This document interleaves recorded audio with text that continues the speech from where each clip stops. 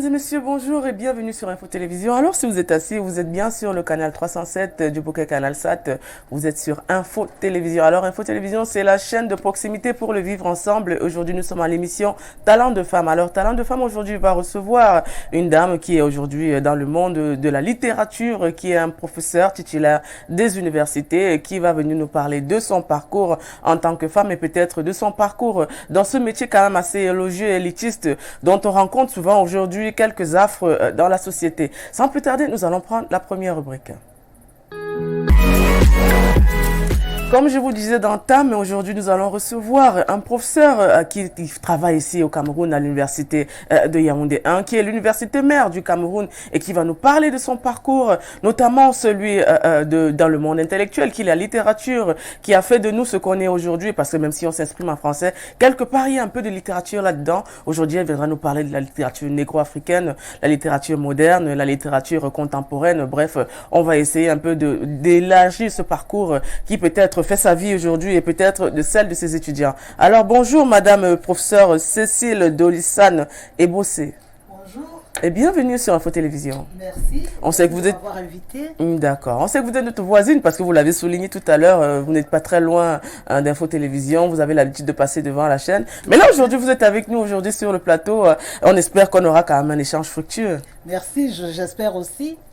Et je suis ravie d'être là et parler des littératures et des civilisations, du monde noir, des femmes noires, de la civilisation, le matriarcat originel des femmes noires, tout ce qui est histoire du monde noir, notamment cette problématique de la mémoire féminine qui est occultée. Voilà, on va en parler durant toute l'émission. On sait d'abord que vous êtes professeur titulaire des universités, chef du département de littérature et civilisation africaine, spécialiste des littératures féminines et les civilisations du monde noir. C'est vrai que tout à l'heure, quand j'ai partagé l'affiche encore, j'ai eu quelques de vos étudiants qui m'ont dit ils seront bien assis, ils vont vous écouter. Voilà, c'est un professeur que nous admirons beaucoup. Aujourd'hui, elle passe à la télé, on va pas rater cette émission. Mais pour vos étudiants, déjà, vous êtes là. Mais est-ce que vous pouvez vous présenter? Parce que peut-être qu'il y a des gens qui vous connaissent pas. On ne sait pas qui est le professeur Dolissane Ebossé, on ne sait pas d'où vous venez, comment est-ce que vous êtes en arrivé là. Mais avant ça, présentez-vous d'abord un peu face à nos téléspectateurs. Merci Odile. Je suis le professeur Cécile Dolissane Ebossé. Je suis originaire du littoral, précisément à Douala, à Akwa. Et j'ai fait toutes mes études, je vais dire tout ce qui est primaire, secondaire, à Douala, c'est-à-dire à l'école Notre-Dame et au lycée de jeunes filles qui est devenu après le lycée de Nouvelle. Après, je suis venue à l'université de Yaoundé. C'était la seule université à l'époque. Donc, j'ai obtenu une licence bilingue, une licence littérature française, option anglais. Et je suis partie dans le sud de la France. Et là-bas, j'ai obtenu mon doctorat. Et après, je suis allée aux États-Unis pour mes post-docs. En l'état de Floride et dans le Michigan. Et voilà, et après, j'ai parcouru un peu le monde entier et je suis revenue chez moi. Chez moi, je me suis retrouvée à l'université de Yaoundé par hasard, en fait. J'étais recrutée d'abord à l'université de Douala. Donc après, j'ai préféré rester à Yaoundé. Et voilà, j'enseigne donc... ces littératures du monde noir que j'ai commencé à enseigner à l'école normale supérieure et par la suite je suis allée à la faculté.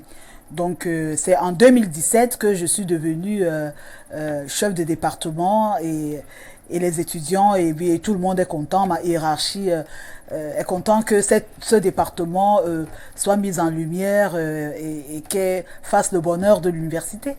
D'accord, merci. C'est vrai qu'on parle de femmes aujourd'hui, on voit beaucoup de femmes dans la littérature, notamment dans la littérature camerounaise, qui se démarquent aujourd'hui, qui sont des célébrités même dans le monde aujourd'hui. On sait qu'en Afrique centrale, le Cameroun est quand même le pays où il regorge beaucoup de femmes qui font dans la littérature, notamment la littérature moderne et peut-être le roman aussi, le drame, on va en arriver. Mais aujourd'hui, vous êtes professeur de littérature, spécialiste des littératures féminines et des civilisations du monde noir. Qu'est-ce que ça signifie un peu Oui, en réalité, je suis plus dans le monde noir que dans la littérature à proprement parler. C'est-à-dire que je m'intéresse aux écritures de femmes. Oui.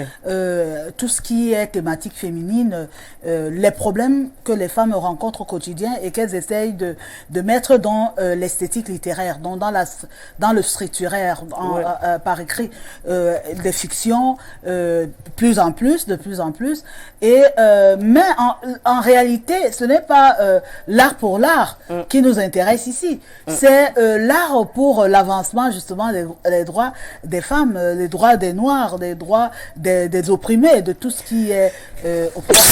La littérature devient ici un miroir, devient ici, n'est-ce pas, un appel, une arme de combat, un mouvement de lutte et d'engagement qui permet à la société de s'émanciper de manière tout entière. Donc moi, je suis focalisée beaucoup plus sur les femmes, mais ça ne veut pas dire que je suis dans une perspective de la sexuation du métier. Non, c'est pas la sexuation du métier, c'est que je me tiens par rapport à un pan qui est oppressé.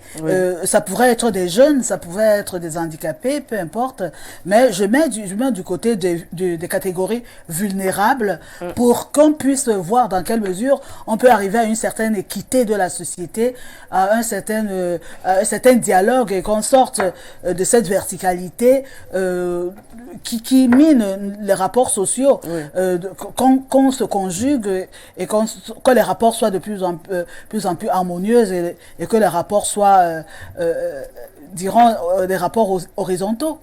Oui, on parle de rapports horizontaux. On se respecte mutuellement. Oui, c'est vrai qu'il y a des slogans qui sont sortis comme le 50-50, égalité, parité entre hommes-femmes aujourd'hui. Vous parlez quelque part un peu de stigmatisation de la femme.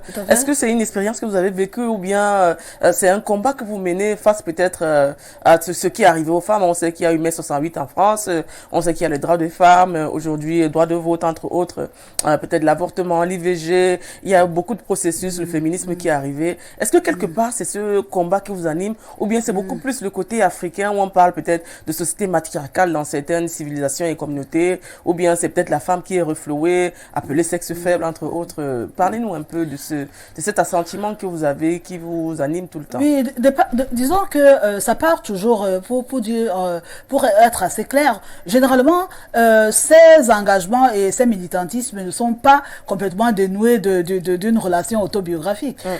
Généralement, ça part de nous. Nous avons connu une société, d'abord la mienne, de femmes, c'est-à-dire que mes arrière-grand-mères, ma grand-mère, j'ai eu la chance de voir mon arrière-grand-mère, ma grand-mère et ma mère, c'était des femmes très fortes qui avaient ce penchant pour s'autodéterminer.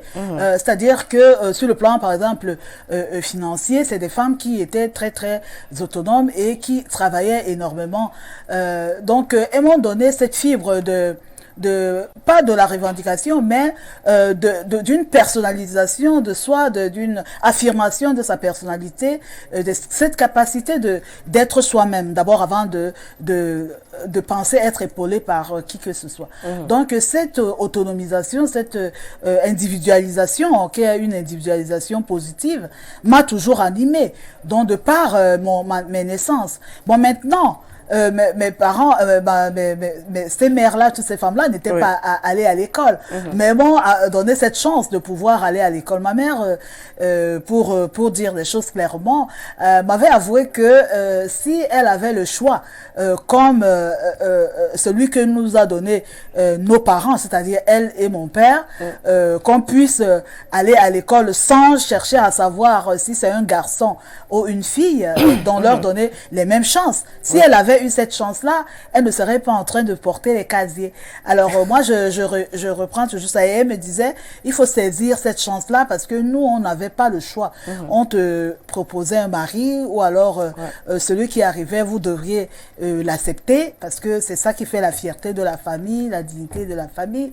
Et il fallait apprendre à parler français un peu et surtout très bien cuisiner, mais à parler français pour que on puisse recevoir, pour que le mari puisse recevoir ses invités avec une femme qui est bien mise, belle et tout.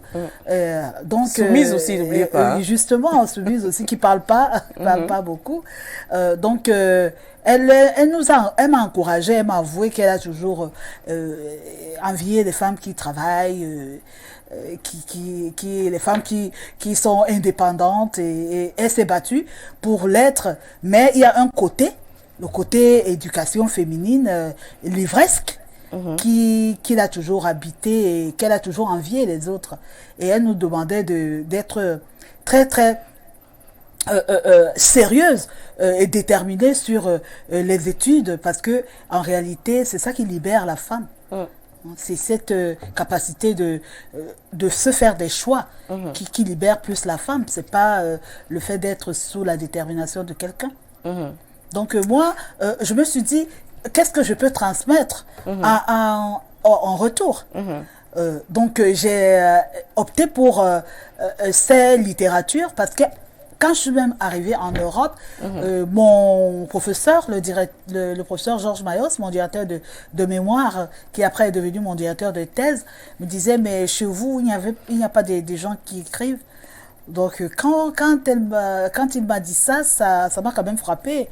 Et donc j'ai commencé à travailler autour des ouvrages d'une grande dame qui défend les droits des femmes noires, Lydie de Obounia, qui a écrit La brise du jour, qui est née en 37. Et puis donc elle me rappelait aussi un peu ma mère, mais très très engagée. Donc c'est elle qui m'a donné en réalité cette fibre sur les droits des femmes. Et puis en lisant Francis Bébé avec le fils d'Agatha Mudio, et puis Wewereli King aussi, que j'adore, qui m'aime aussi beaucoup. Donc elle m'a beaucoup encouragée aussi. Là, c'est vrai que c'est un combat qui a été mené, peut-être notamment beaucoup plus dans vos idéaux de vie, vos pensées, et puis peut-être c'est un héritage familial, parce que c'est votre mère qui vous transmet, de dire voilà mes préférences, j'aurais aimé être ci, ça, parce que aujourd'hui dans cette société, peut-être je me sens rabaissée, incomprise, peut-être votre insoumission à cette culture, parce qu'on parle aussi de culture africaine, notamment le volet peut-être ethnicité qui est souvent mise en exergue. Est-ce qu'aujourd'hui, vous pensez qu'avec l'évolution, peut-être la grande marche vers justement la civilisation, comme on l'a appelé à l'époque, est-ce que la femme aujourd'hui peut s'affirmer en tant que femme africaine, comment dire, émancipée, comme on le dit souvent en général?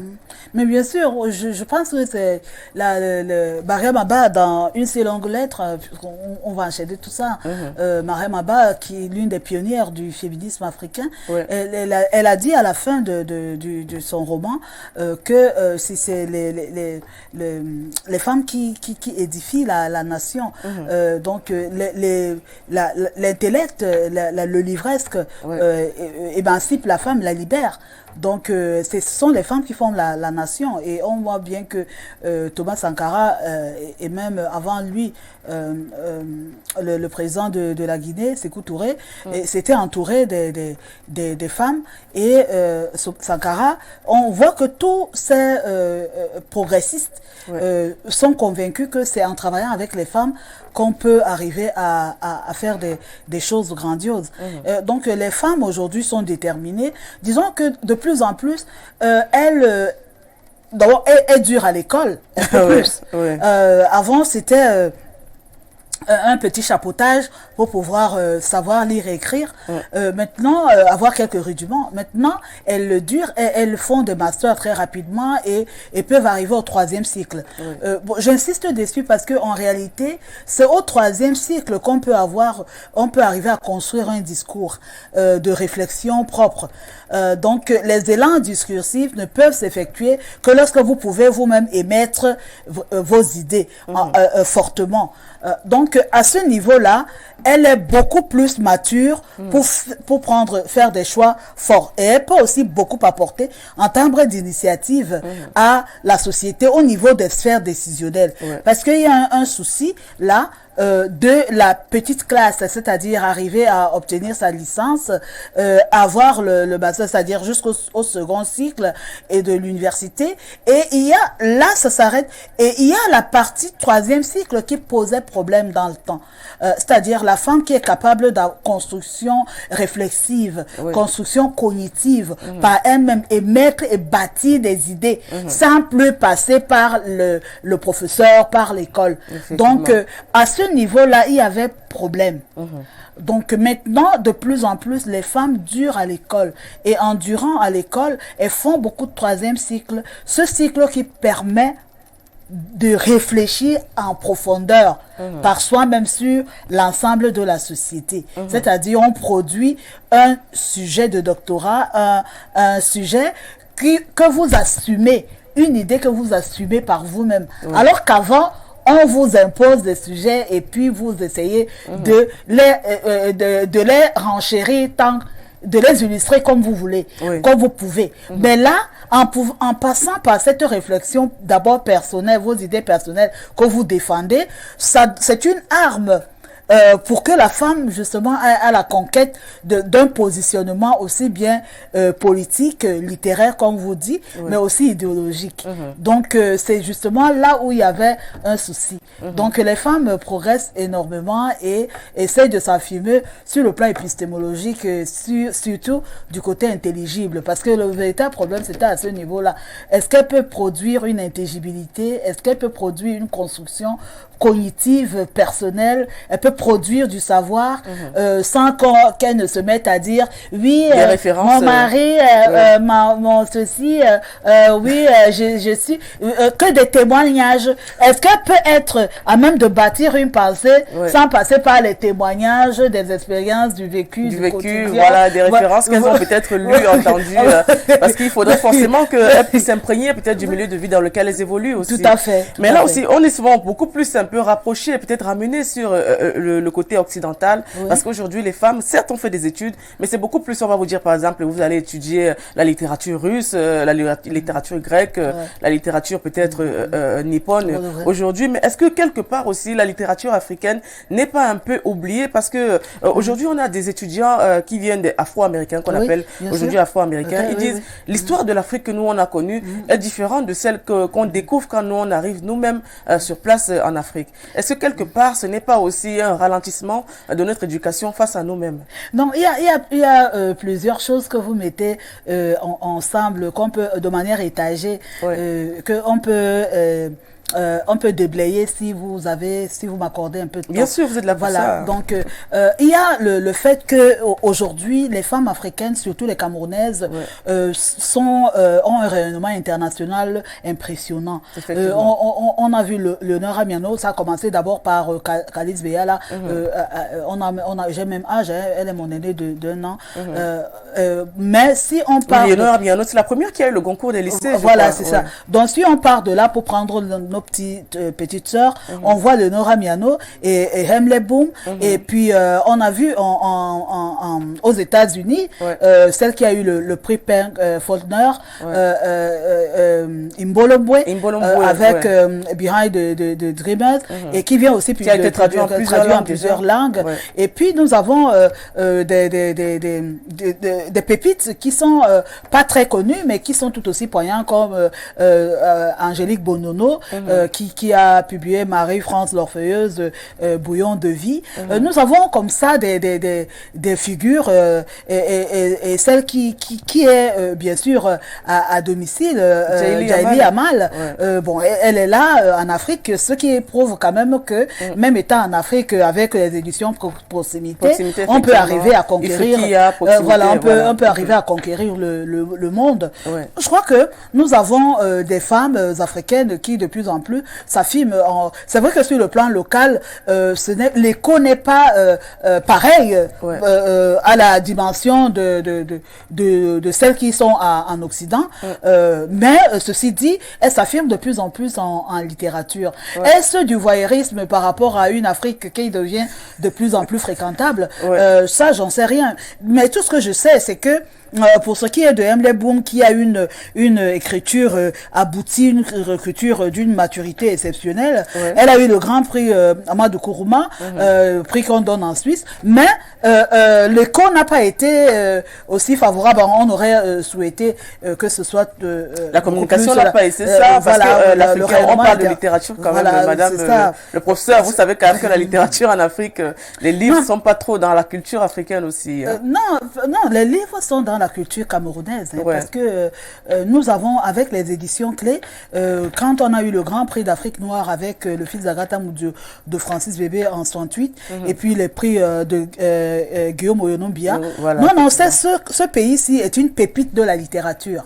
On a eu la PEC avec le prix Amadou Ahidjo, et à cette époque-là, il y avait ce Grand Prix Ahidjo que Maman Jean Gomaï, avec Poème sauvage et lamentation, a eu dans le temps, première pharmacienne camerounaise, donc qui nous a quittés en 2008. Donc je veux dire qu'on a quand même eu un temps ici, avec la revue À Bien, où véritablement la littérature était à l'honneur. Et progressivement, les choses se sont estompées. Oui, peut-être parce qu'on est un peu dominé par la littérature qui vient d'ailleurs, peut-être. Parlez-nous un peu de la littérature négro-africaine. Mais la littérature négro-africaine, elle est née à partir des années d'esclavage et de la colonisation, et a prolongé avec la néocolonisation et aujourd'hui la mondialisation, avec lesquelles on voit les auteurs de la migration, ce qu'on appelle les auteurs de la migritude.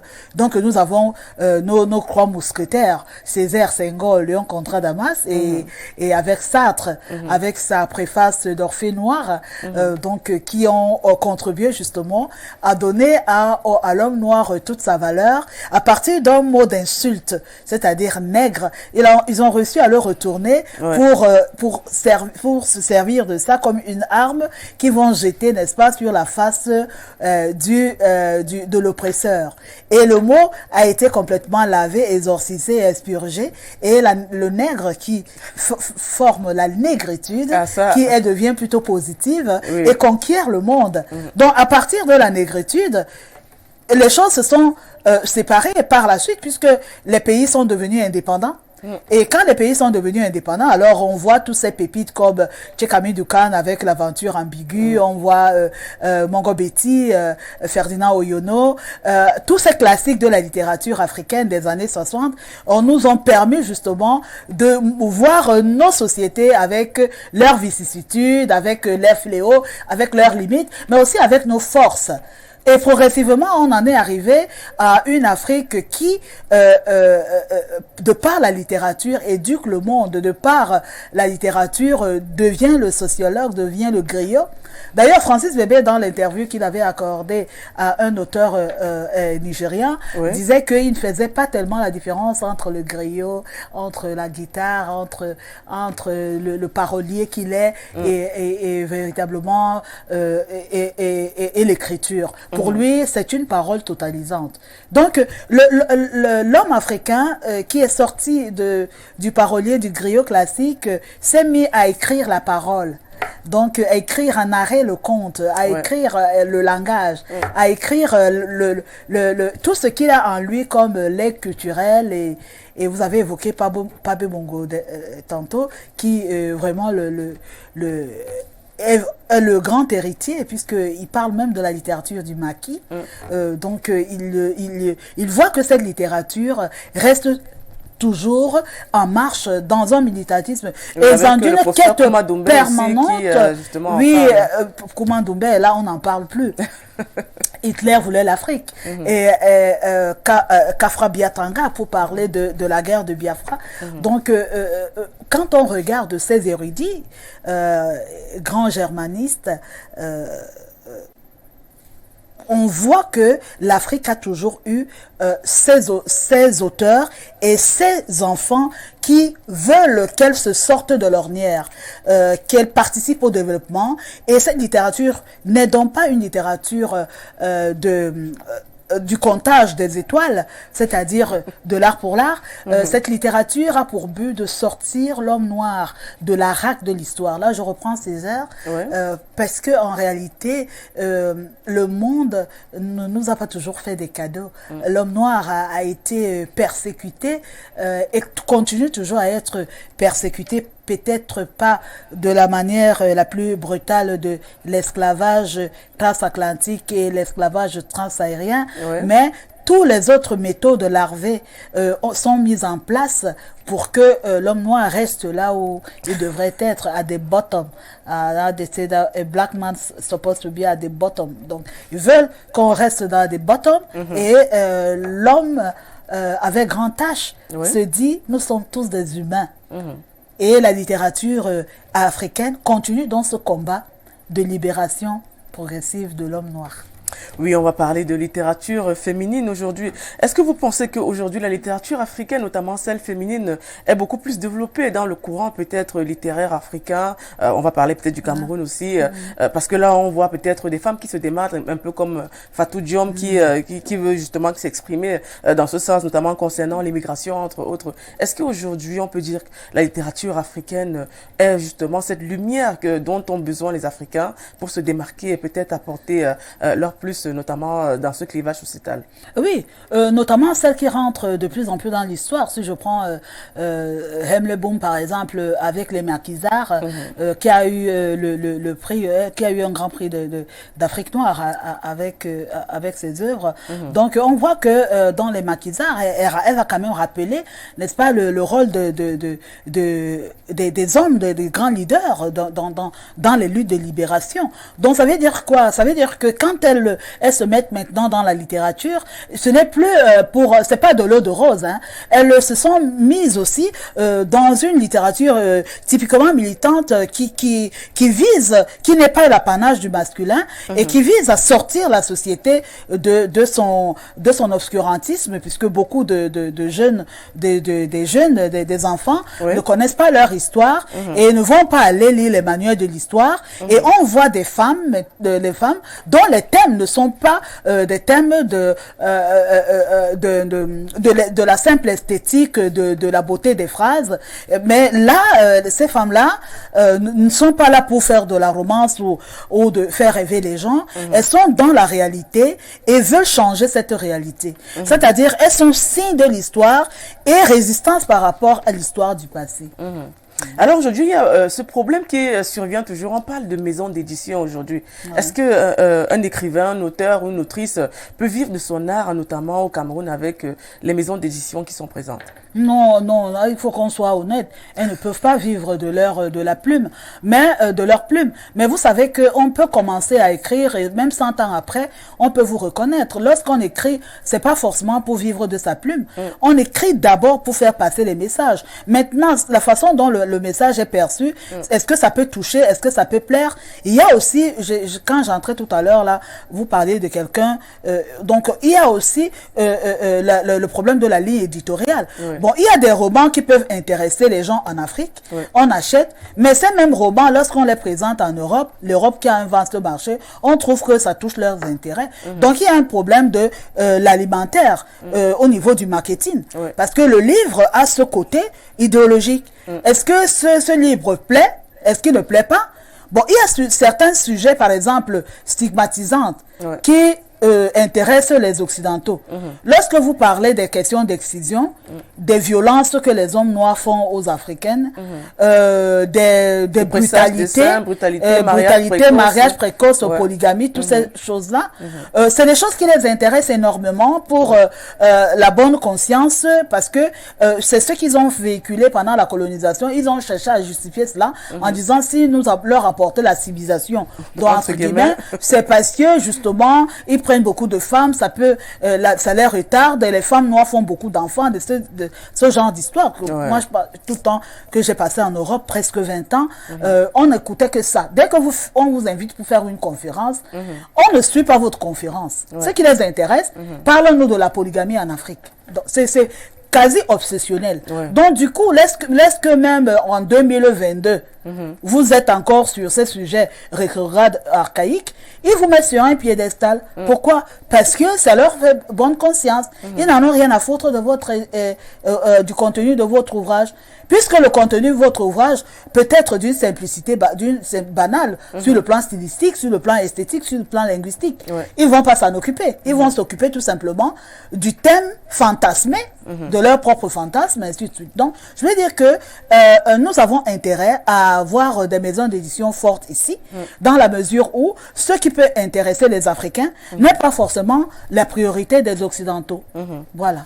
Oui, aujourd'hui, on parle de littérature orale qui est déjà très à même de pouvoir aider certaines personnes. On parle peut-être du braille, entre autres, pour les aveugles aujourd'hui. Mais est-ce que vous pensez qu'avec l'avènement du numérique, on peut avoir justement un nouveau visage de la littérature? Tout à fait. Le numérique est une chance extraordinaire. Vous avez parlé de la littérature orale. Justement, c'est là où la littérature orale prend tout son sens. Dans la mesure où, si on prend par exemple le cas du Cerf d'Otola, avec le professeur Binambikon, vous allez vous rendre compte, on est en train de faire un travail d'archivage. Et puis, on va dans les villages, on récupère des éléments à partir des trucs audio et on les ramène en laser et on les archive. Donc, je pense que l'oralité gagne plus. Même avec le numérique que l'écrit en proprement parler. Oui, quand on parle justement d'oralité, et on connaît le Cerf d'Otola aujourd'hui qui utilise justement les traditions africaines premières, beaucoup plus avec les bambous, les balafons, entre autres, et puis les contes racontés, entre autres.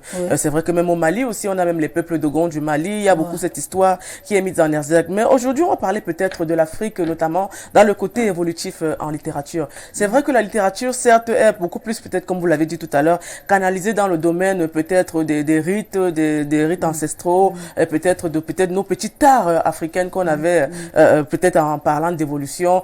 Quelquefois même on l'a appelé de l'indigénat, donc dont les Français ont justement fait montre dans tous leurs ouvrages. Aujourd'hui la femme dans le côté peut-être matriarcal n'est pas très regardée dans justement ce schisme et peut-être cette séparation qu'il y a entre l'homme, la femme et puis la domination, peut-être. On se rappelle, excusez-moi si je parle beaucoup, on se rappelle aussi dans les périodes de conquête où les hommes allaient en guerre et c'est les femmes qui restaient avec les enfants et peut-être les vieux. Et après, quand les hommes peut-être d'une certaine tribu mouraient, c'était les femmes qui prenaient justement cette domination. On a eu les Amazones, on a eu des femmes chefs aujourd'hui, mais c'est des histoires qui ne sont peut-être pas connues et peut-être pas écrites par des Africains. Est-ce qu'aujourd'hui, quelque part, on a peur peut-être d'aborder certaines problématiques qui, quelque part, font un peu notre histoire? Oui, en réalité, je suis tout à fait d'accord avec vous, puisque ça fait partie de mes travaux. Le véritable problème ici, c'est la civilisation des femmes, la connaissance de l'histoire des femmes.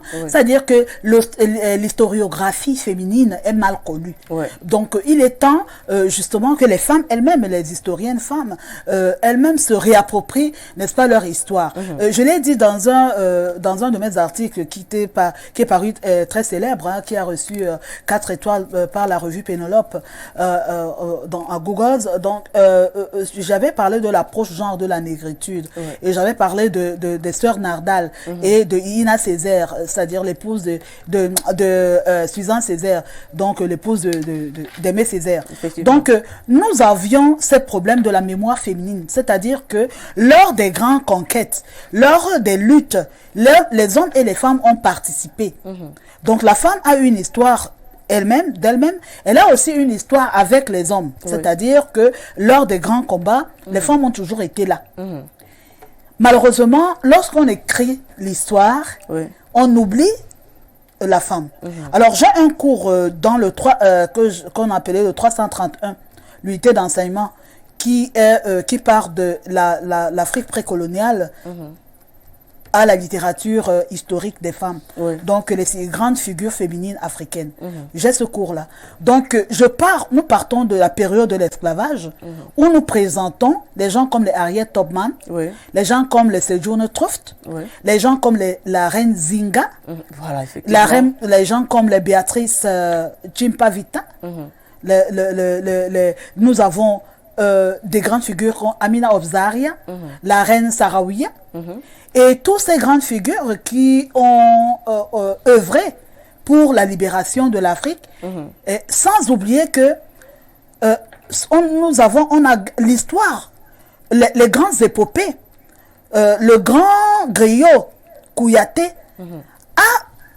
en faisant la revue de la mémoire de Soundiata Keita, l'un des plus grands empires, empereurs africains de tous les temps, a oublié sa mère, Ségolène Kédjou, la mère de Soundiata Keita, on appelle encore Ségolène la Bossue, qui a œuvré pour un enfant qui est resté 7 ans sans marcher, et qui est allé voir le forgeron Bala Faseke et qui a fabriqué une barre de fer et qu'il a utilisé et pour que l'enfant puisse marcher. Donc c'est grâce à Ségolène Kédjou, Ségolène la Bossue, nous avons eu Soundiata Keita. Mais on n'a jamais rendu hommage à la mère de Soundiata Keita. C'est pour vous dire que l'histoire de l'Afrique elle-même a occulté les grandes actions féminines et s'est contenté de faire l'éloge. Et il en est de même du mouvement de la négritude, où on a vu Césaire, Senghor, Léon Contra Damas, Alioune Diop, et tous ces grands-là, Birago Diop. Et on a oublié les sœurs Nardal. On a oublié des figures comme l'épouse même de Césaire. Qui a fondé la revue Tropique avec René Ménil. Donc, il y a une certaine injustice au niveau, un certain élitisme volontaire, sexué, de l'oubli et de l'occultation de la mémoire de la femme. Alors, au lieu que nous pleurnichions, moi, à mon niveau, et toi aussi à ton niveau, à ta manière, on essaye de tout faire pour mettre en lumière, en exergue, le talent des femmes. J'ai même d'ailleurs un article, Mémoire et talent des femmes, chez Marie Scondé et Wewere Liking. Donc, c'est pour dire que en réalité, dans nos domaines respectifs, nous devons mettre en exergue les talents des femmes.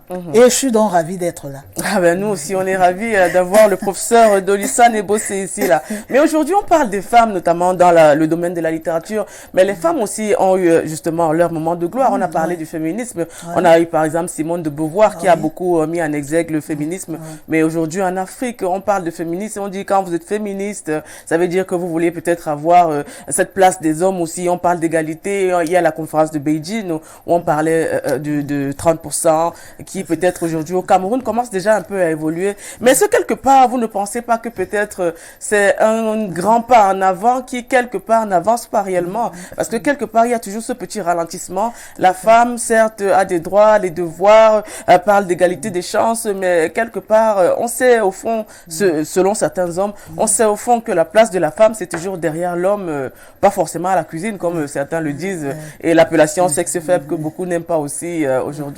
Est-ce qu'aujourd'hui, le féminisme peut être aussi une porte de sortie face à la littérature? Oui, effectivement, ça dépend. Il y a plusieurs courants dans le féminisme. Le féminisme de base, toutes les femmes sont féministes, puisque aucun être humain n'aimerait qu'on piétine ses droits. C'est quelque chose de naturel. Par contre, on peut conditionner un individu dans l'ignorance et l'empêcher de voir clair. Donc, toutes les femmes, d'une manière générale, revendiquent leurs droits. Aucun être humain, la femme est un être humain, aucun être humain on le sait quand même, hein? Aucun être humain n'aimerait qu'on piétine sa dignité. Et ça, c'est quelque chose qui est un acquis. Et les femmes doivent donc justement consolider ces acquis-là. Maintenant, au niveau, là où le bas blesse, c'est l'ascension sociale. Donc les femmes de ce côté-là doivent être futées. Parce que lorsqu'on dit, l'homme dit non, la femme doit être non, c'est parce qu'il y voit une concurrence. Ah, d'accord. Parce que la femme et l'homme, lorsqu'ils sortent du ventre de leur mère, heureusement ou malheureusement, tous passent par la femme, donc passent par le ventre de leur mère, ce n'est jamais, il n'y a pas de différence marquée que homme ou femme. C'est la société qui a construit l'imaginaire de femmes et d'hommes. Tout ça, c'est du construit. Conséquence, si vous éduquez votre fille à la garçon, elle sortira comme un garçon. Si vous éduquez votre garçon à la femme, il serait beaucoup plus efféminé. Donc, c'est la société qui construit ces deux genres-là.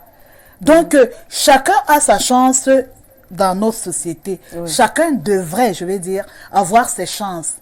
Et lorsqu'on voit qu'une femme est compétente, il faut qu'on lui donne sa place, la place qu'il mérite. Il n'y a pas de place pour homme et une place pour la femme. Oui. La cuisine, les hommes le font mieux que les femmes. Voilà. Et c'est connu. Bon, les meilleurs chefs cuisiniers, ce sont les hommes. La preuve, c'est que quand ça part au niveau des milliards, c'est les hommes qui se présentent. Mais quand il s'agit de 2 ou 3 plantains dans la cuisine, et c'est là où on vient dire que les femmes de la cuisine, pourquoi on ne les laisse pas devenir des chefs et des maîtres d'hôtel? C'est de ça qu'il s'agit. Ouais, aujourd'hui nous sommes dans les revendications avec le professeur. On va parler de littérature. Non, mais parce que on crée des atavismes, et tu l'as évoqué tout à l'heure, très bien, des stigmatisations. Non, il n'y a pas une personne de la cuisine et une personne je sais pas moi, des bureaux ou autre. La preuve, c'est que quand il s'agit des grands stylistes ou modélistes, c'est les hommes qui se pointent. Mais quand il s'agit de faire 2 robes au quartier avec une petite case à bambou, là, c'est les femmes. Mais quand il s'agit des grands couturiers, ça devient des hommes. Lorsqu'il s'agit des grands hôtels et des grands chefs, ça devient des hommes. Là, il n'y a plus que c'est la cuisine revient à la femme. Après, lorsque vous posez la question, puisque j'ai posé cette question plusieurs fois en Europe, on dit oui, ben la cuisine de la femme, elle est routinière, elle est carrée, elle est alambiquée. C'est une transmission, c'est une transmission traditionnelle.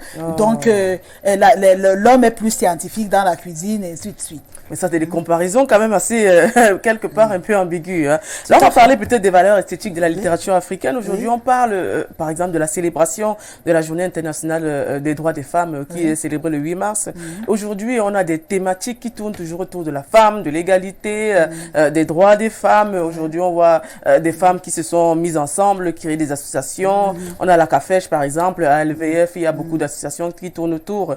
Mais est-ce que vous pensez qu'aujourd'hui, avec cette journée, réellement, avec les conférences qui sont organisées autour, est-ce que réellement la femme se sent peut-être quelque part un peu comprise, parce que en général on parle d'incomprise. On a eu vu en France le mouvement Sois belle et tais-toi, ou bien Jeunes insoumises entre autres. Est-ce qu'aujourd'hui la femme peut se dire, se permet de dire voilà, j'ai des droits, je peux m'exprimer autant que les hommes, je peux donner des idées. Vous allez parler d'idéologie, lever un courant idéologique entre autres. Est-ce que les femmes aujourd'hui en Afrique peuvent se paner de se mettre en avant et dire voilà, aujourd'hui on peut changer l'Afrique, on peut être aussi au devant, on peut être des leaders d'opinion, des leaders d'idées.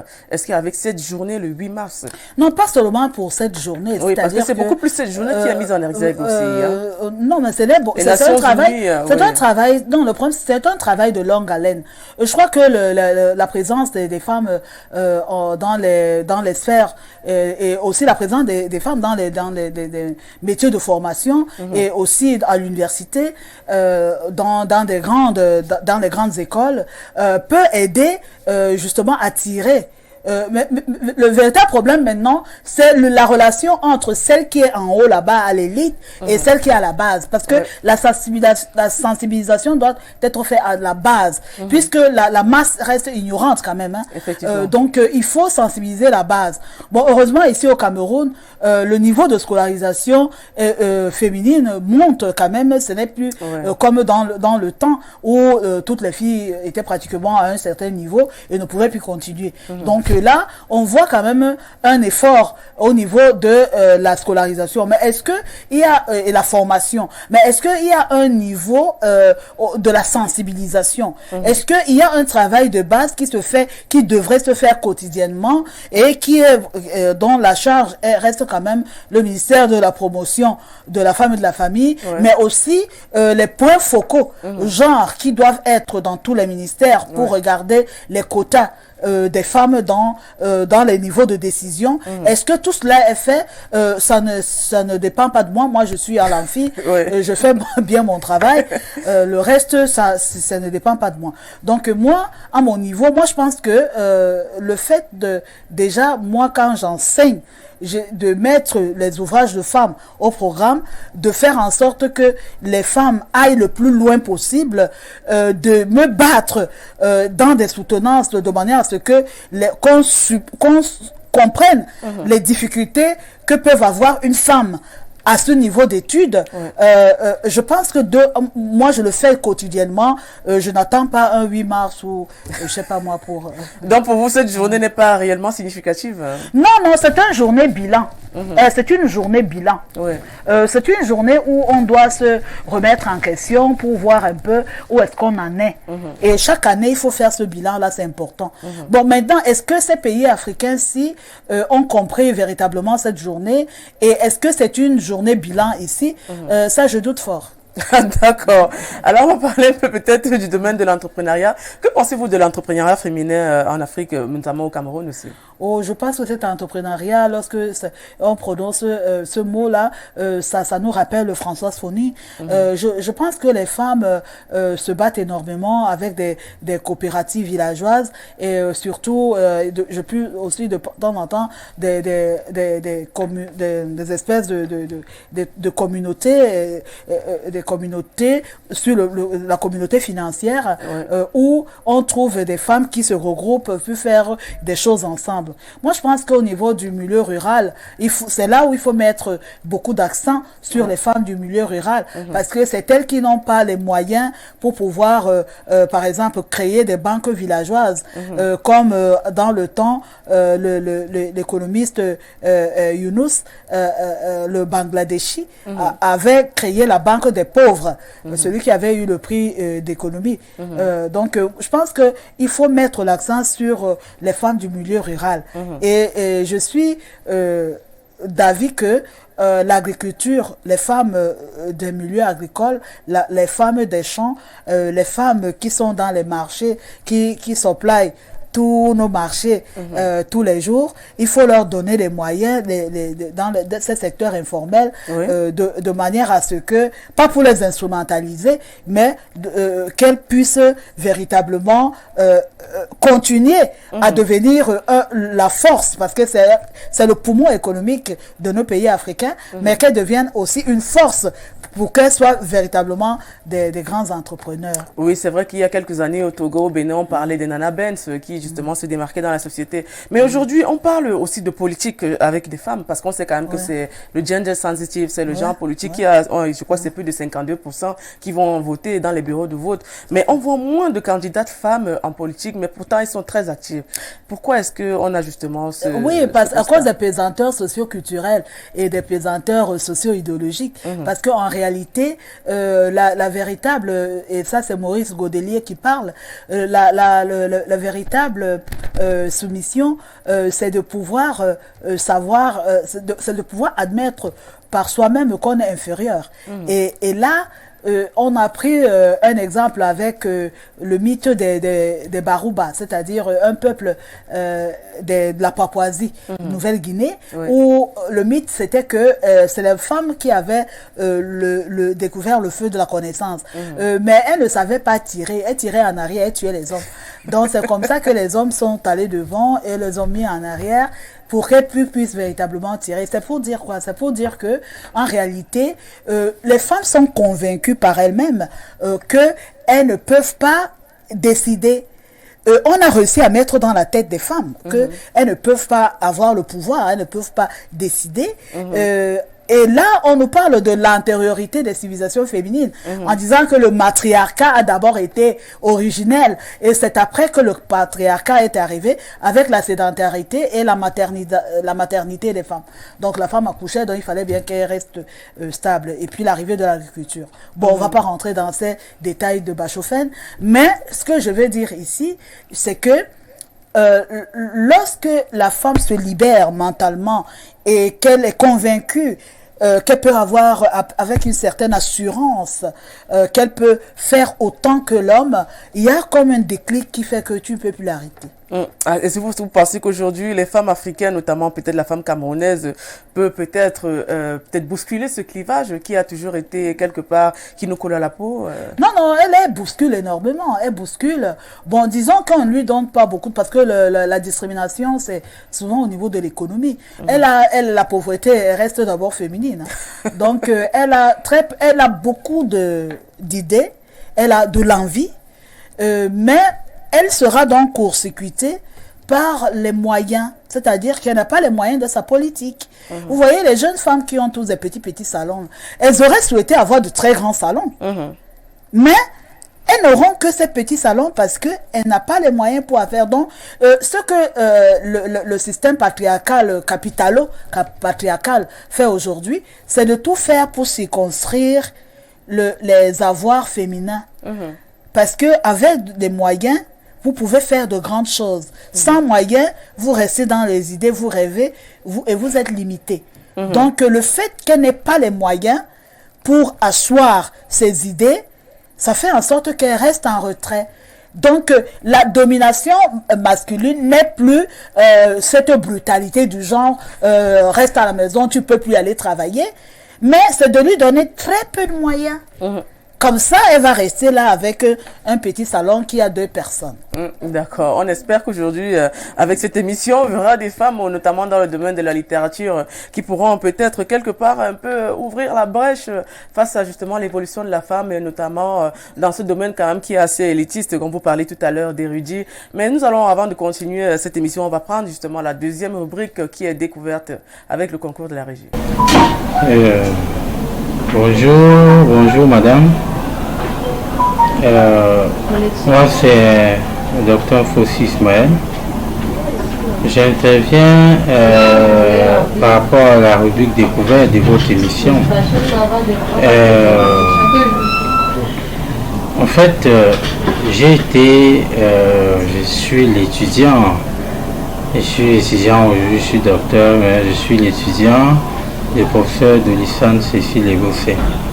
En fait, j'ai rencontré le professeur de licence en 2010, quand nous étions en première année à l'université, et elle venait des États-Unis, et elle avait une unité d'enseignement avec nous, la littérature féminine.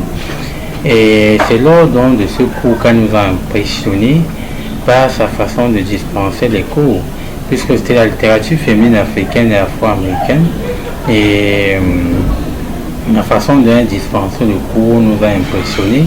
Et ce qui m'a donc emmené, je l'ai encore eu en deuxième année, je l'ai eu en troisième année, quatrième année. Et après moult observations, je me suis dit, pour véritablement me lancer, m'imprégner dans la science, il va falloir qu'elle me dirige en master. C'est pourquoi j'avais donc pris mon courage pour l'aborder en quatrième année. Je lui avais fait savoir que je voulais qu'elle me dirige en master. Elle a accepté. Donc c'est comme ça que notre collaboration, nous avons fait à partir de cette année, je crois 2015, oui, que nous avons commencé à collaborer. Et je vous assure que la rigueur, parce qu'avec elle, ça n'a pas été facile au début, il faut s'adapter à son école, l'école de la recherche permanente, l'école de la rigueur. Il fallait que je m'adapte à ça. Donc je me suis adapté puisque j'étais là pour la recherche. Je me suis adapté et c'est comme ça que nous avons travaillé en master. M'a dirigé en master et ça s'est très bien passé. Donc quand j'ai décidé de m'inscrire en doctorat, je me suis dit elle est la mieux placée pour me diriger en thèse. D'autant puisqu'il faut qu'on continue l'aventure qu'on a commencé en master. Mais je l'ai encore abordé, elle a accepté m'encadrer en doctorat. Donc avec la même rigueur, la même disponibilité, la même fibre maternelle. Alors, on parle de rigueur, on parle justement ici, c'est votre assistant, docteur Fossi, voilà. Il parle de vous depuis 2015, de votre rencontre, justement, de son intérêt pour la littérature féminine. Oui, de son intérêt pour les littératures antillaises, caribéennes, les littératures du monde noir, les littératures afro-américaines. Oui. Parce que j'enseignais le Martiniquais Édouard Glissant. Ouais. Et j'enseignais aussi Patrick Chamoiseau, tous deux Martiniquais, mais de générations différentes, décalées. Et ils ont beaucoup apprécié la créolité, l'image des Noirs, comment ils ont survécu dans le Nouveau Monde et les traces de l'esclavage et l'impact de cela en Afrique aujourd'hui. Donc ça les avait beaucoup... la façon dont j'ai expliqué Glissant, qui reste quand même un auteur hermétique, dans la façon dont je l'ai détaillé et déblayé pour qu'ils puissent comprendre à demi-mot. Du coup, ils ont été impressionnés et émerveillés par la maîtrise que j'avais des littératures du monde noir. Voilà. Bah écoute, vous êtes le chef de division, chef de département de littérature et civilisation africaine. C'est normal que vous ayez quand même cette expérience. Déjà avec l'échange qu'on a eu, il y a eu quelques réactions déjà de vos étudiants qui vous remercient beaucoup justement de cet apprentissage que vous leur donnez tous les jours. Alors sans plus tarder, on va prendre la seconde vidéo. Allô, bonjour. Moi, c'est Emilienne Ebongue, la fille du professeur Cécile de Lissane et Bosset. Bon, enfin, je suis un peu plus d'expression anglaise, donc vous allez m'excuser de la lenteur. Je n'ai pas... Bref, je ne sais pas comment commencer. Il est un peu plus difficile de parler comme ça d'une personne avec qui vous êtes assez proche. Je pourrais dire que le professeur est une femme très rigoureuse, euh, qui a une capacité d'impact, d'influence. Elle est un leader, elle est un modèle aussi pour nous, académiquement, avec tout ce qu'elle a eu comme prouesse, le scholarship programme des plus brillants, des cerveaux de la planète. Je peux dire qu'elle prêche par l'exemple même qu'elle donne, assez ouverte, et nous a inculqué, moi particulièrement, le culte de l'effort, également reformer toutes nos idées préconçues sur la vie, parce que l'environnement, des gens que nous côtoyons ont un impact d'une façon indirecte sur nous. Et elle a toujours plus d'un trou dans son sac, hein, pour des fois démentir un certain nombre d'idées mensongères. Donc le prof et maman aussi, hein. Elle n'est pas seulement le prof, elle est notre maman. Elle a également beaucoup on appelle ça quoi? Un sixième sens très très poussé. Donc c'est quelqu'un qui a une très forte intuition. C'est quelqu'un qui peut parfois même deviner ce à quoi tu penses. C'est quelqu'un qui connaît pas mal de choses. Et aussi, je vais ajouter qu'elle est quelqu'un de très casanier. C'est pas quelqu'un qui côtoie beaucoup, je veux dire, ses voisins, etc.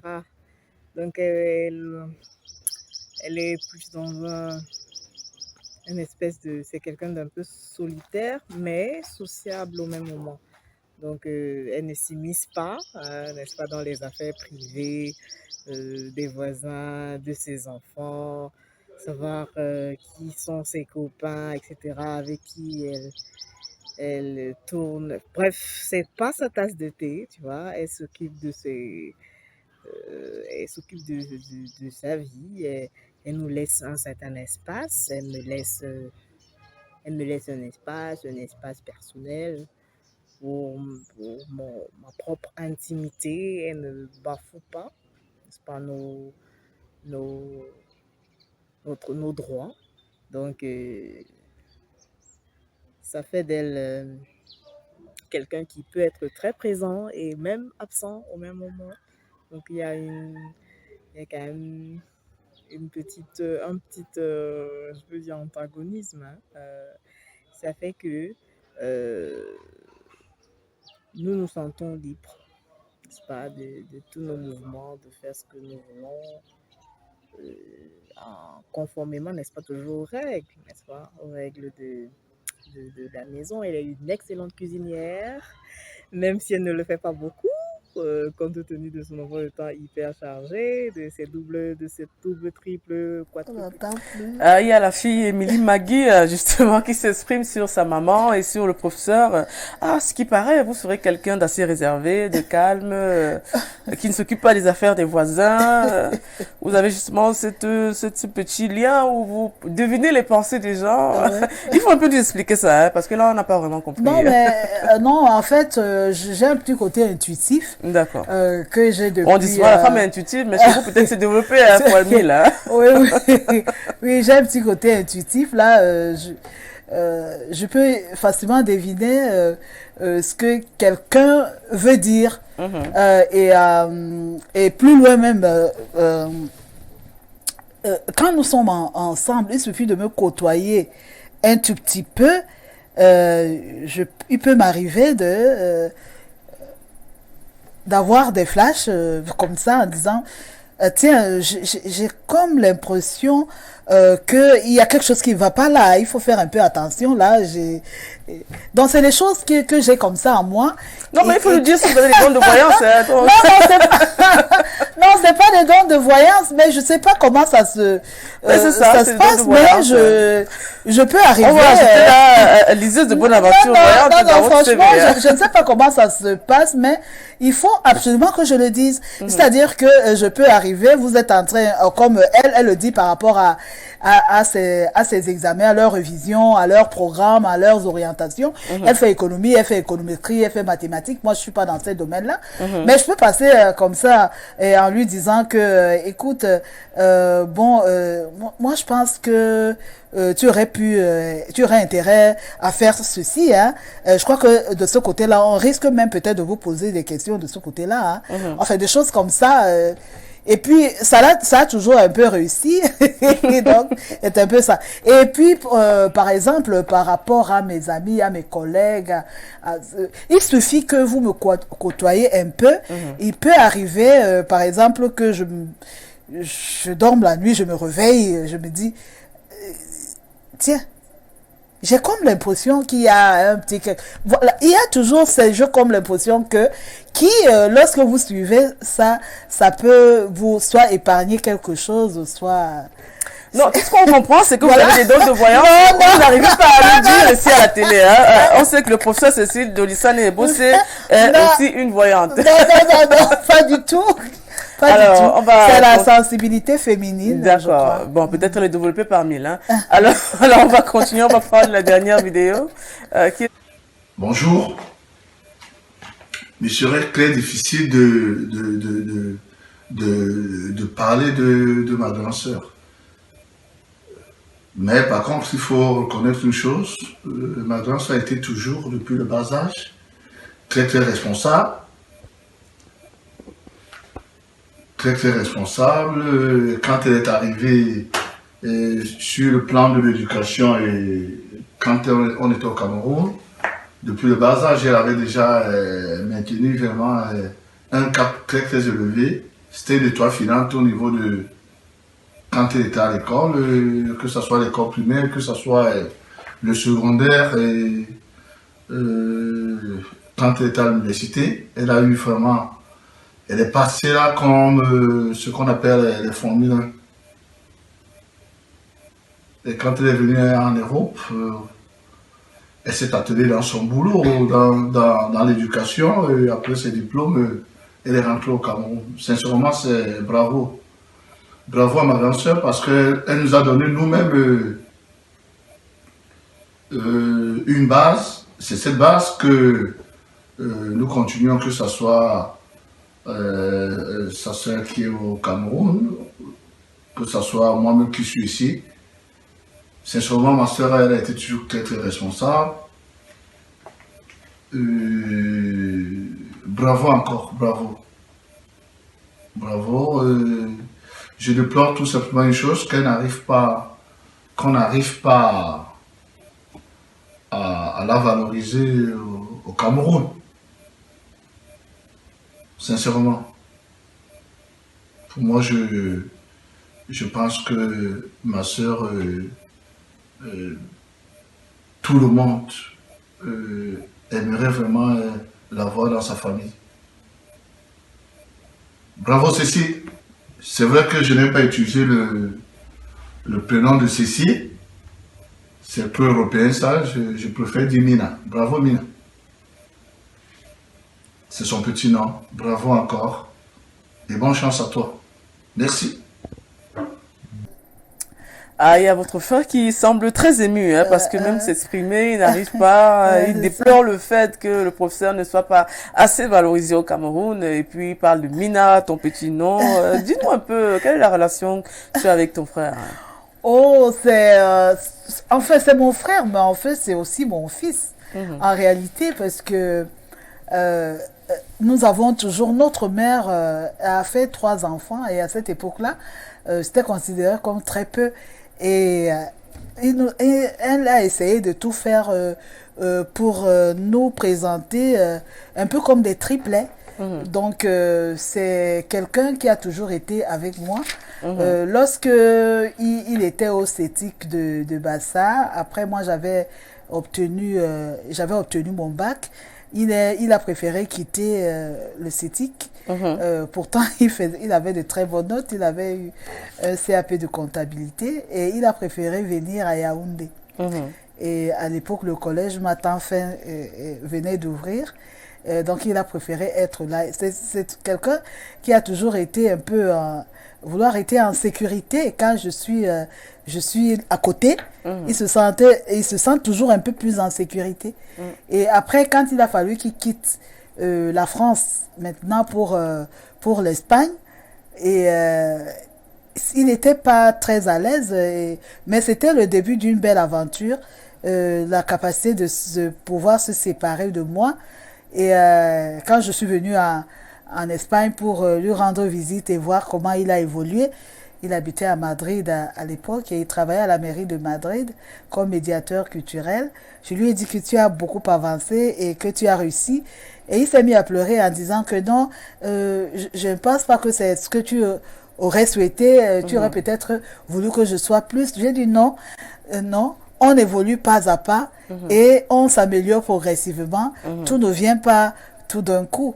Mais je me suis rendu compte que, par l'ironie du sort, moi je suis rentrée au Cameroun, il est revenu, il a quitté l'Espagne et il est revenu à Bruxelles, à l'OTAN. Après, on a fait le licenciement technique à l'OTAN. Et il est venu à Toulouse. Et c'était l'ironie du sort, puisque c'est de Toulouse qu'il est parti pour aller en Espagne. Et après tout ça, il est revenu sur Toulouse. Et moi, je suis au Cameroun. Et bon, c'est quelqu'un qui m'a toujours admiré pour le courage, la détermination. Et puis, il pensait qu'avec tout ce que je donne au Cameroun, peut-être on m'aurait valorisé plus. Mais moi, je pense que quelque part, c'est normal. C'est mon frère, il aurait souhaité que je sois plus que ce que je suis. Mais moi, ce que je peux lui dire, c'est que tout ce que Dieu fait est bien et que je ne prends que ce que la nature me donne. J'essaye de faire de mon mieux pour que je fasse au mieux ce que je dois faire. Et maintenant, je laisse à la nature de juger et voir là où elle pourrait me mettre plus tard. Mais je crois avoir fait de mon mieux et je suis entièrement satisfait. Je ne regrette rien. Qu'on me reconnaisse ou qu'on ne me reconnaisse pas, je fais ce que j'ai pu. Et je passerai aussi. C'est ça. On croit quand même que vous êtes valorisé parce que là, vous êtes professeur d'université, chef de département, vous parlez de littérature africaine, vous êtes connu de tous. Je dis à ton frère, ta sœur est reconnue au Cameroun. Si elle passe déjà à la télé, elle peut donner des conseils et puis apporter un plus à l'éducation et puis dans la connaissance au Cameroun, ça veut dire qu'elle est reconnue. Voilà, on va prendre maintenant la dernière rubrique qui est le quiz. Alors, le quiz, c'est une rubrique qui est peut-être pas comme les autres, mais c'est pas justement. On va parler des problèmes de société, des faits de société, notamment comme vous êtes une femme leader. En plus, professeur, vous nous donnerez votre avis, notamment concernant tout ce qui se passe sur le net, qui se passe dans la société actuellement. On voit aujourd'hui, vous parlez de femmes, littérature féminine. On voit des jeunes filles aujourd'hui. J'en parle toujours parce qu'on voit des dérives qui se passent. On voit des filles dénudées sur le net avec justement le numérique. On voit des jeunes filles justement s'adonner à des pratiques quelque peu un peu désuète. Aujourd'hui, que pensez-vous des dérives rencontrées sur le net, notamment par des femmes et des jeunes filles?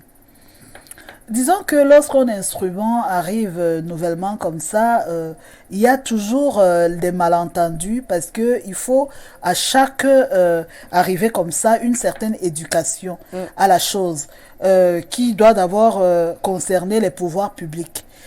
Donc le véritable problème c'est d'abord la situation de ces personnes-là. Sont-ils pauvres? Sont-ils à la recherche de quelque chose? Comment la société elle-même gère ses citoyens? Donc, il y a ce laisser-aller, cette déviance qui commence d'abord dans la famille. Est-ce que les parents sont là? Donc, ça fait dire que le problème d'encadrement, qui n'est pas déjà assuré, un instrument comme ça qui arrive et dont on sent que c'est une porte de liberté, se transformer en libertinage. Parce que ces encadrements devraient commencer de la maison et la télévision, les pouvoirs publics devraient savoir ce qu'on regarde, ce qu'on ne regarde pas. Je ne pense pas que cette situation arrive en Chine ou dans d'autres pays.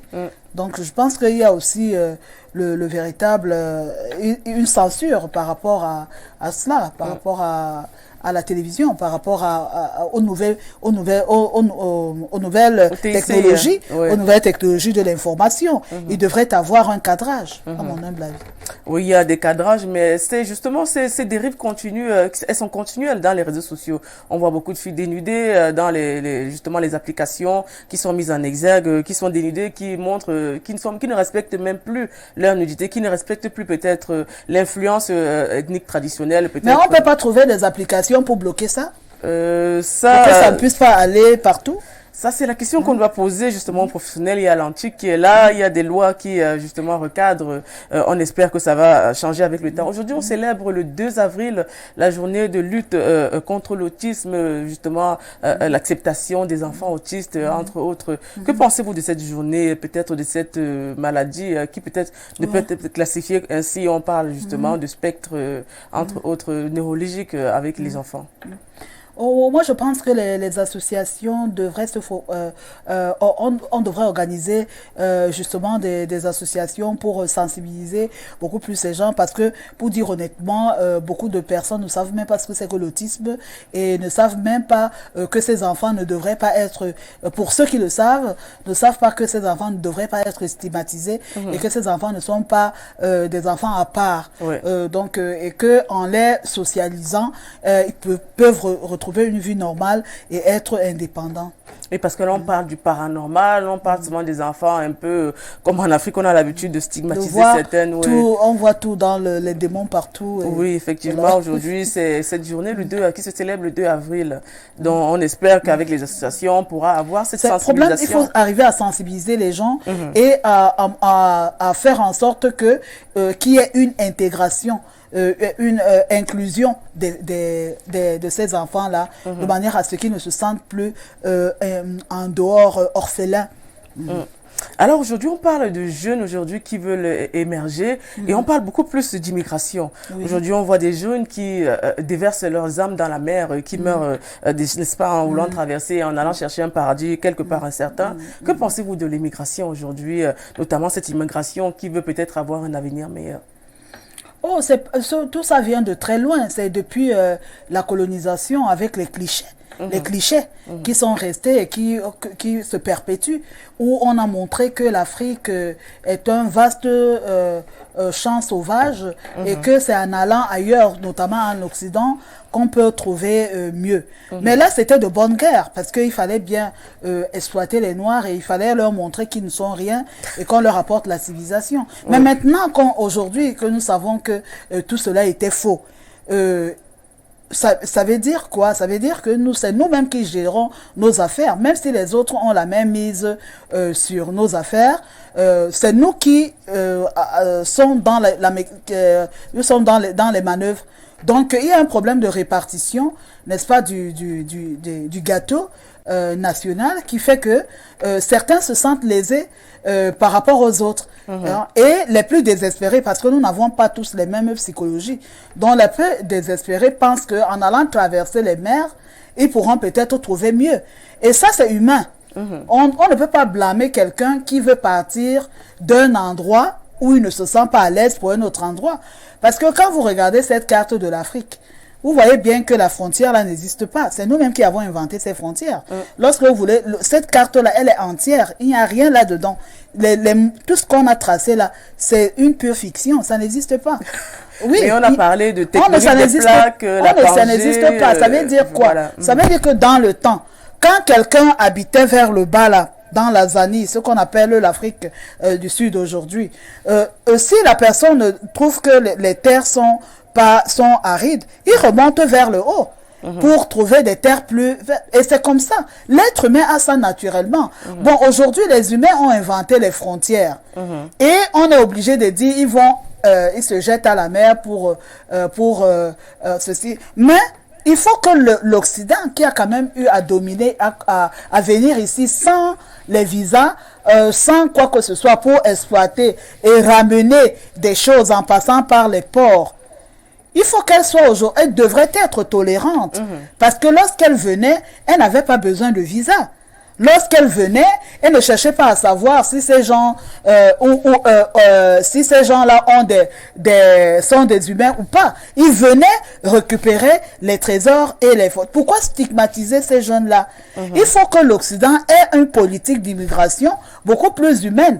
C'est-à-dire qu'elle se souvienne de tout ce qu'ils ont pris, puisque ces enfants qui partent ne suivent que naturellement le cours de vie ou alors la direction la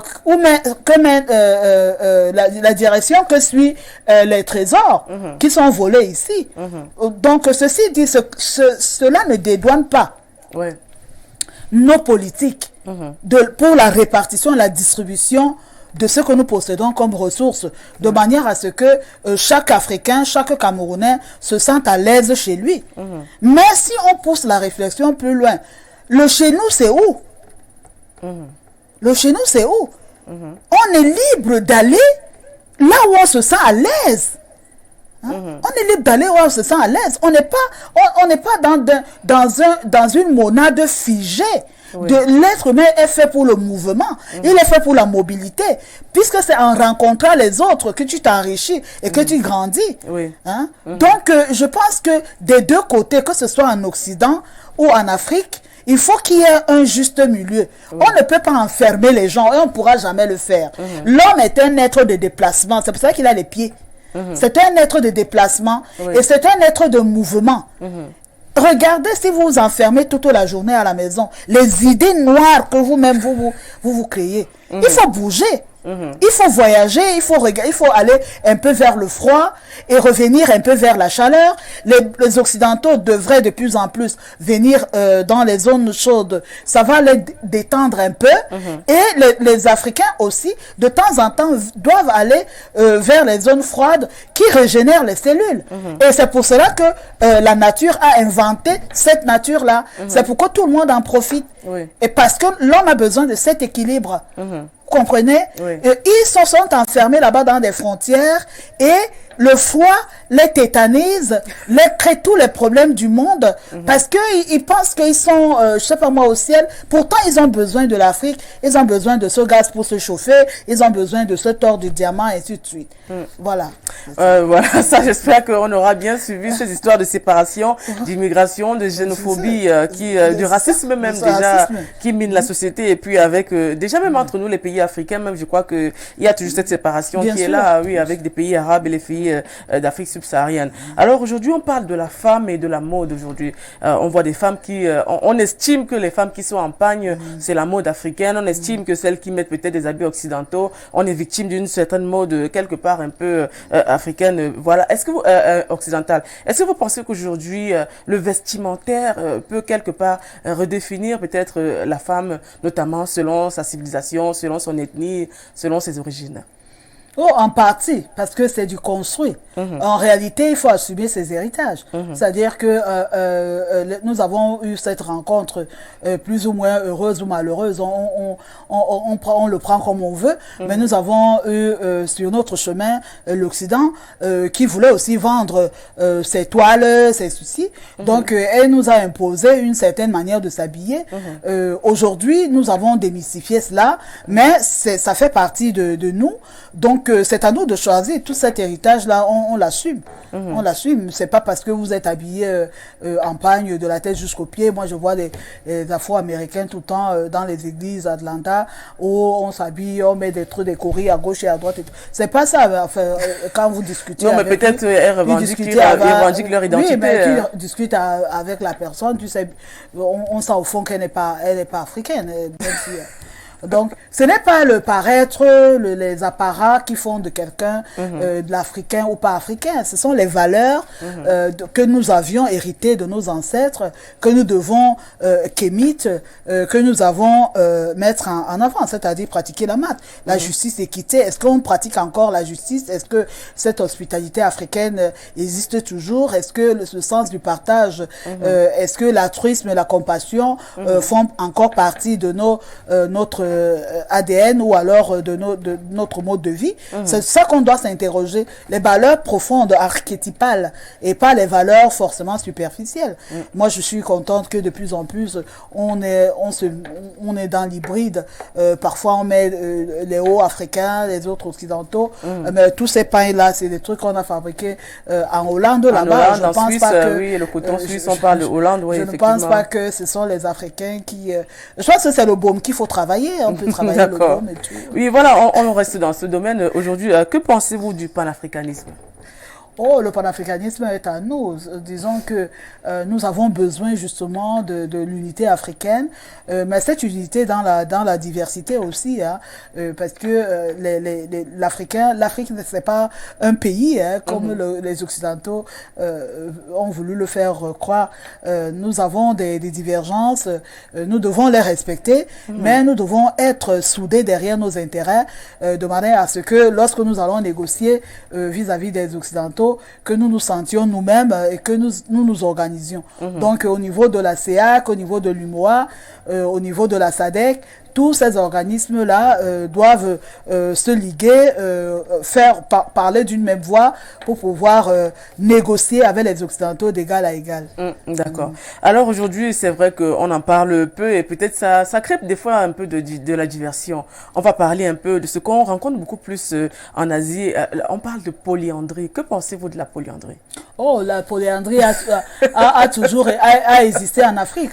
Les Bachilélé au Congo, dans les peuples Luba, oui. Donc le peuple, il y avait un groupe qu'on appelle les Bachilélé qui pratiquait la polyandrie. Donc pendant les guerres, lorsque les hommes allaient en guerre, il y avait très peu d'hommes qui restaient, il y avait presque pas, à part les vieillards certainement, ouais. Et les femmes pratiquaient la polyandrie. Donc c'est quelque chose qui avait disparu. Ça a disparu, mais ouais. C'est quelque chose qui avait existé en Afrique. En Asie, on trouve des peuples qui pratiquent toujours la polyandrie. Oui, qui pratiquent, oui. Oui, bon, là, on a terminé avec les questions un peu qui sortaient du contexte. Avant de partir déjà, vous allez nous dire en quelques phrases et en quelques mots, ce que vous pensez de la littérature africaine, la littérature africaine moderne, peut-être contemporaine, la littérature camerounaise aujourd'hui. Quel est le conseil que vous donnerez à un jeune écrivain qui veut se lancer et trouver une maison d'édition? Bon, bref, on fait un peu tout ce condensé face à la caméra. Quel est le conseil que vous donnerez aussi aux femmes, notamment aux femmes qui veulent se démarquer, les femmes entrepreneurs, les femmes autrices, les femmes justement leaders qui veulent faire de la politique aussi. Quel est le conseil que le professeur Ebossé donnerait à ces femmes qui nous regardent tout ce que je peux leur donner comme conseil, c'est d'être elles-mêmes. Il n'y a pas de conseil particulier à donner aux adultes, aux gens qui savent ce qu'elles veulent. Je dis tout simplement qu'il faut qu'elle ait plein d'assurance, qu'elle ne lésine pas, qu'elle n'ait pas peur de ses projets, qu'elle soit ambitieuse et que là où le cœur l'avance, qu'elle ne lésine pas, qu'elle ne doute pas. Parce que le véritable problème, c'est les hésitations. Qu'elle se lance dans ce qu'elle veut faire et qu'elle mette tous les moyens en œuvre pour pouvoir... c'est-à-dire qu'elle reste focus, qu'elle reste concentrée dans ce qu'elle a fait, qu'elle ne soit pas divertie. Et que, par exemple, dans ces projets-là, qu'elle évite d'en parler à gauche et à droite parce que ce n'est pas tout le monde qui véritablement aime déjà l'ascension des femmes. Et c'est pas tout le monde qui... c'est parce que vous avez un mari qu'en lui disant que vous voulez monter une affaire, il va se lever de bonne heure pour accepter.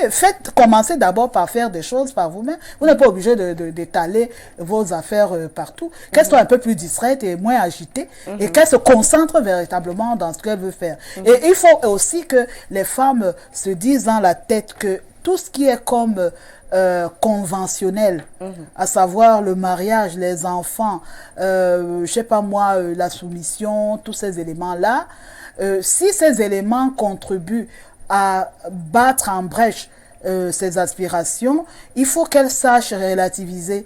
Il faut pas qu'elle se fasse violence, se faire battre et tout. Elle reste dans un mariage brutal et tout ça parce que il faut absolument qu'elle soit mariée. Donc, il faut qu'elle révise le canevas de son existence et fasse des choix judicieux en fonction de ce qui l'amène, qui peut pousser à son ascension. Merci d'être passé. Vous avez des projets en cours? Oui, nous sommes en train de faire d'abord la venue d'une collègue des États-Unis là qui vient nous parler de la promotion des langues africaines. Et ça, c'est très important pour nous puisque vous nous avez parlé de ce qu'on pense du panafricanisme. Donc, je pense que la reconnaissance et la célébration des langues africaines restent au cœur même du panafricanisme. Voilà. Et nous, au mois de mai, si plaît à Dieu, nous aurons aussi une conférence sur l'équité entre les races, les questions de droits de l'homme, avec la célébration de l'entrée de l'africaine-américaine Josephine Baker au Panthéon, oui, et puis la mort de Desmond Tutu. Ah, Desmond Tutu, voilà, ok, d'accord. Ça va se passer toutes ces cérémonies au département de littérature et civilisations africaines, et vous serez tenus, on vous enverrait les invitations. Ok, merci, voilà. Merci d'être passé chez nous, merci d'avoir honoré ce rendez-vous. Merci. Voilà, vous avez eu beaucoup de félicitations, de messages, mais comme les échanges étaient beaucoup plus fructueux, j'ai pas pu lire tous ces messages. Merci, et puis bonne chance à tous vos projets. Et puis merci. Notamment dans le domaine de la littérature. C'est vrai que vous avez oublié de demander, de dire aux jeunes des femmes littéraires comment faire pour trouver une maison d'édition. Nous avons des maisons, il y a des maisons d'édition ici qui sont assez distraites mais d'une rare efficacité. Il y a les éditions Proximité avec François Kémen qui fait du bon travail.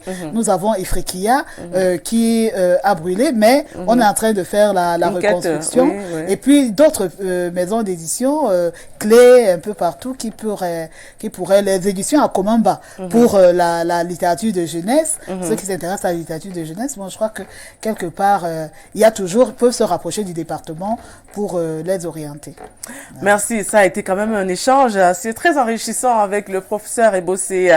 Merci de nous avoir suivis. Vous êtes toujours restés sur la suite des programmes de Info Télévision avec l'émission suivante. On dit merci à Ben Valls, on dit merci à Johnny Levin, à la supervision générale, on dit merci à tous ceux qui nous ont suivis. On se dit à samedi prochain avec une nouvelle invitée, une nouvelle femme qui viendra dérouler le tapis et puis nous présenter ses projets, ses aventures, et puis sans plus tarder, on va comprendre maintenant ce que c'est que la femme au Cameroun avec l'évolution des mentalités et comme l'a souligné le professeur tout à l'heure, l'idéologie des femmes qui veulent apporter, impacter et apporter justement un nouveau souffle justement à l'entrepreneuriat féminin. Sans plus tarder, passez un bon week-end et surtout soyez sages et continuez de regarder Info TV, la chaîne de proximité du vivre ensemble. Et de rêver.